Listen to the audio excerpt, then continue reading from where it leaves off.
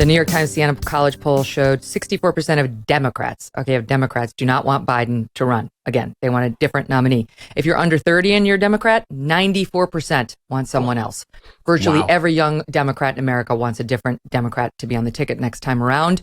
The approval rating is at a record low. I think it's record, 33% approve. That's incredible. I mean, that is just basement dregs kind of stuff. More than 2/3 of independents disapprove. Nearly half of them strongly.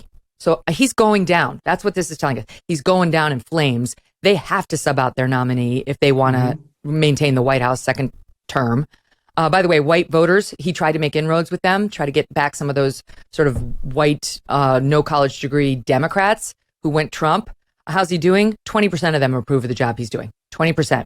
And according to that New York Times poll, his base is black voters with whom he has a 62% approval rating. But still, more black voters prefer he leave and to sub in somebody new than to see him run again. So even his base doesn't want him on the ticket next time around. It's a dumpster fire, and it's a 5-alarm dumpster fire that they have to do something about, or he's going to lose. They're going to lose the House, possibly the Senate, and the White House come 2024 unless something massive happens. And think about it. He's unable to do what Bill Clinton did in 1994. Which is, or even Barack Obama to a very mild degree did in 2010, which is pivot. Dude's too old to pivot, right? And he pivots, he falls off a bike. It doesn't really work. He doesn't have another like political gear to go towards right now. So it's over. And he's like him loudly insisting that he's going to run over and over again. As I think there was a progressive caucus just today said, we encourage the creation of other options. He's got a story that he could tell Democrats, which is, I beat Trump. I did the job you liked me to do, which is to win. And we vanquished, the wicked witch. And he could step aside. But the problem is he steps aside and we get word salad vice president to come on and talk about the things that we believe in, the things that are real. Can we please play the soundbite? This is the saving grace. Here she comes. Don't worry. Fear not. People who are worried about his mental acumen, you got a great second comer right behind him. Here she is in all her glory on Friday talking about abortion. I do believe that we should have rightly believed, but we certainly believe that certain issues are just settled. Clearly we're not. No, that's right. And that's why I do believe that we are living, sadly, in real unsettled times. Wow. I believe. Lyrical. I believe the children are our future.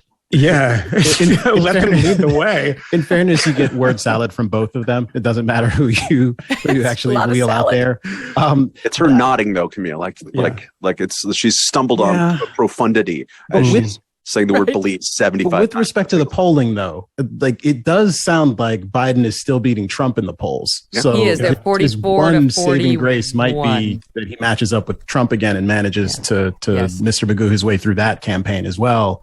But I don't know how likely that is.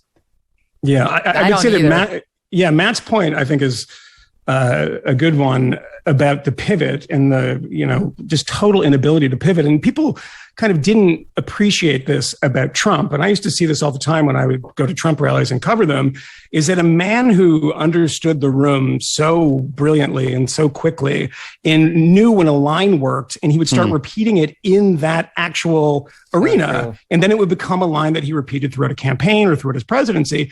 Biden is just kind of glassy-eyed and doesn't know what is going on and can't actually pivot and stuff. And the incredible thing about the numbers of black voters at 64%, which is wild. I mean, that's, you usually expect 90%. The number of his approval rating with a generic Democrat approval rating is 70%. Black voters are below that, which is kind of a unique thing. And I can't remember a time it has happened. And then, of course, he does have to win over like non-college educated whites, which was the domain of the Democratic Party. And that's one of the great flips in American politics over the past 50 years, is that it's become the domain of Republicans. And he's doing nothing to get those people in. And, he doesn't have the phrase. He doesn't have build the wall or all he has is MAGA, super MAGA. Well, that sounds pretty great. End quote, repeat previous line. which is that resonates with a certain demographic, I'm sure. Repeat line. Wait, to the point one of you guys just made about a progressive caucus now pushing for a different nominee next time around. There's this group, rootsaction.org. That's a left-wing group that worked in 2020 to persuade progressives to support Joe Biden. And now it's preparing to turn on him, according to Politico. They're going to spend 6 figures on a hashtag Don't Run Joe campaign. Jeez. Yes. Prepared a statement that they shared with Politico that reads, unfortunately, President Biden has been neither bold nor inspiring, and his prospects for winning re-election appear to be bleak. With so much at stake, making him the Democratic Party standard bearer in 2024 would be a tragic mistake. So he doesn't have to, I mean, the Republicans would love to see him run again. He's going to have to worry about things like this when it comes to getting back on the ticket. The tragic mistake would be that if he tried to run with these numbers and then listened to these people and decided to become more left wing. I mean, that's not what the American people want. If you look at other polling numbers, and also when you're in the grips of a recession and like runaway inflation, spending more money from the government is going to make all of that worse. One doesn't need to be an economist to figure this out. This is kind of basic 101 economics. So if the argument is you need to be more like AOC, well, I mean, you saw the White House. I can't remember who the spokesman of the White House is saying. The pro-choice people. They got very upset about this, of saying, they're doing this wrong, and everyone freaked out. And they're saying that because Roe v. Wade, that decision people are kind of in the middle about a lot of it. Mm-hmm. And if you were just to do the activist version of that, you don't make any friends. And, going to the kind of net roots or whatever these people, that's what they used to be called. That is not a recipe for success for Democrats. Well, and that New York Times poll yesterday showed that literally abortion is the most important issue for 1% of 1%, voters. yeah. 1%. Are you tired of feeling like someone's always watching you on the internet? Maybe the advertisers know too much about you. It's odd. Or you're just concerned about the privacy of your identity? Using incognito mode will not solve the problem either. IPVanish VPN is here for you. They will protect your right to privacy and help you stay anonymous online. IPVanish helps you safely browse the internet without exposing your private details to these third parties. You can use IPVanish on your computer, your tablet, your phones, even devices like your Fire Stick when you're streaming media. When you use IPVanish, all of your data is encrypted.